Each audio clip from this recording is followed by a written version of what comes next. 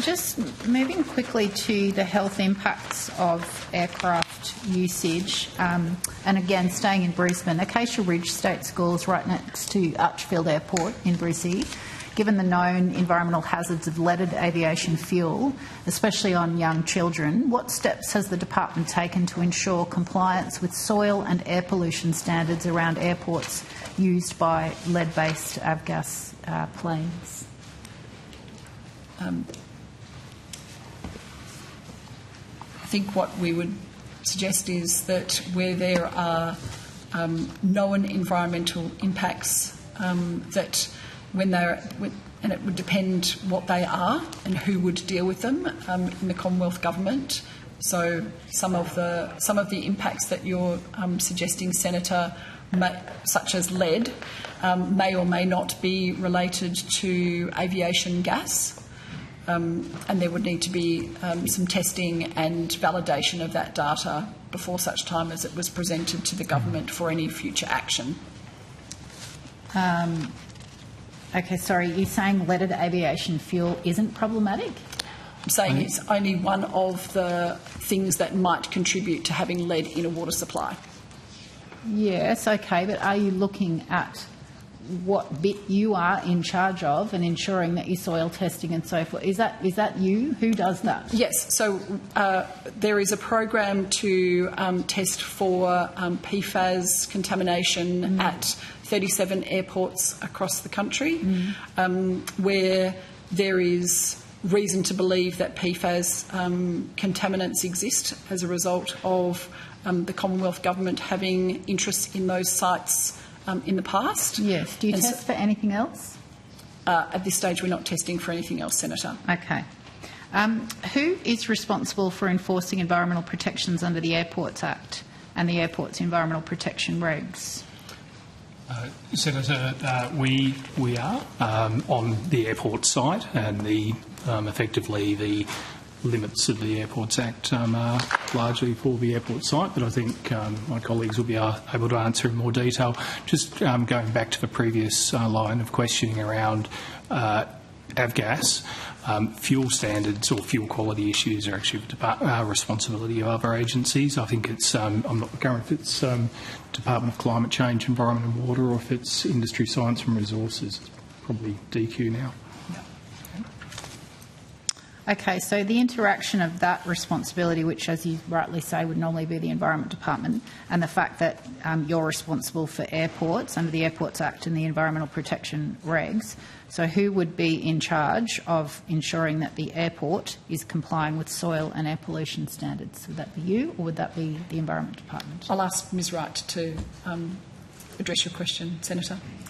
Tori Wright, Assistant Secretary, Airport Environment. Yes, that is something that the department is responsible for. Your department?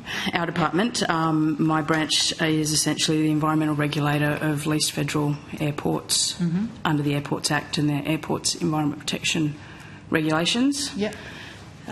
We have a network of regulatory officers that oversee 19 airports under that legislative framework.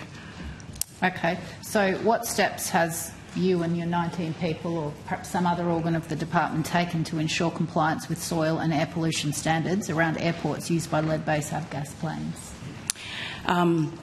Senator, that particular issue is not one that has been brought to our regulators' attention at that airport. If there is a need to do testing, the requirements are set out under our regulations for how that would be done, which is in accordance with national standards. So the National Assessment of Contaminated Lands, National Environment Protection Measure, things like that apply. Our regulators would require that of the airport. As the environmental manager, they are the responsible entity under our regulations for making sure that said testing would occur, and that information would feed through to our regulators to make sure that that's being done in accordance. How could that process be commenced? Could, say, parents of kids at the Acacia Ridge School write to you and ask that happen, given that they're worried about their children? By all means, that correspondence can come in our direction. If there is a signal that there is a problem, then our regulators would look at the information that might already exist, and if needed, direct the airport to take said action. Okay, I'm just trying to get at what you would consider a signal that there is a problem to be, so that the community can know what to do to start that process. Sure, that information can be fed to us through correspondence. So that is one way that a flag can be raised. Another way would be if the airport had, through its routine monitoring and testing of the airport, which it does, if it had identified that there were exceedances of a particular contaminant that's listed under our regulations, then they would identify that through the normal channels to us as well. Okay. How frequently do those routine tests get done? For most airports, I think routine soil and surface water and groundwater monitoring is done seasonally, so essentially quarterly. That information is fed through to our regulators. Okay. Is that published anywhere, the data? It is usually in the airport environment report that's provided to us as the regulator under the Airports Act requirements. It is not routine for those reports to be made publicly available. That's not a requirement under our legislation, but it is open. The airports are open to publish that themselves. Okay, but if there was an exceedance, the department would notice and do something, one would hope. That's correct, Senator. Okay. Is it correct that each airport is required to maintain the position of Airport Environment Officer, who's responsible for doing that soil and air and water pollution monitoring, ensuring compliance and reporting to the department on the findings of those assessments? So each airport has one of them? Each airport has assigned a regulator, so that's the Airport Environment Officer that is an employee of our department. Okay. And it is a requirement under head lease agreements with the airports that that regulatory oversight is provided by that position. And what data have those AEOs for both Brisbane Airport and Archerfield Airport reported to the department in the last 24 months? I don't have that information available at the moment, Senator. Okay. Could you take on notice, please? And I'd like full copies of all the AEO reports and the data sets, including whether any soil testing was performed and what the results were. Could you provide that on notice, please? I will see what we have. Yes, Senator. I'm not sure of the level of detail that I can provide to you. There are restrictions under legislation as to what information can be shared by our regulators with other parties. So I'll take that on notice. Well, I reckon if they want to take on the investigative powers of the Senate, then that's probably a bigger fight than you or I. But they should be aware that when we ask for stuff, we kind of like to be able to see it. Thank you. According to the Australian Petroleum statistics, over 70 million litres of avgas was sold in 2024 in Australia, resulting in the release of over 40 tonnes of lead into the environment, primarily around airports. What actions has the department undertaken to address the release of 40 tonnes of lead into the environment from avgas sales reported just in 2024?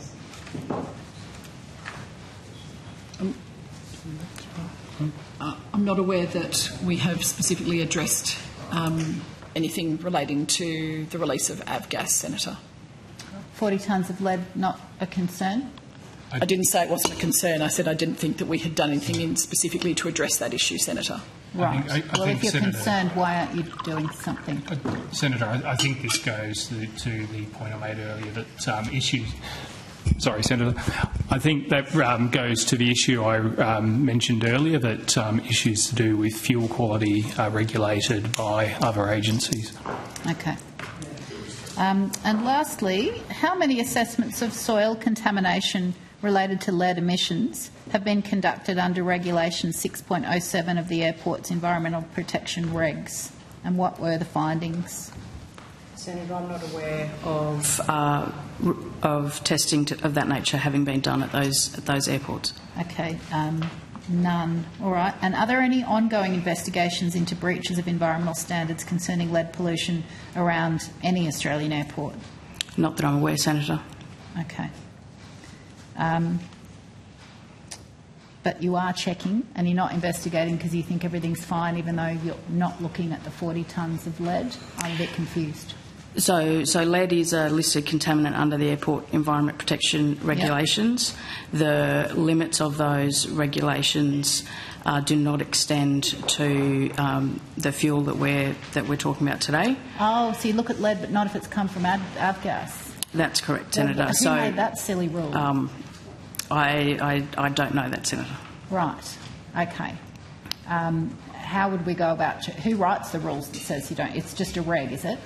We might take that up with the So the Airports Environment Protection Regs 1997, as the name suggests, an old piece of legislation. Yeah. The schedules attached to those regulations have contaminants listed for air, noise, water and soil. Yeah. Lead is listed as a contaminant under those schedules. The scope of what we regulate under those regulations is defined, elsewhere in the regulations, but does not extend to aviation fuels. Okay, thank you. We'll take that up with the powers that be. Thanks for your help. Thank you, Chair.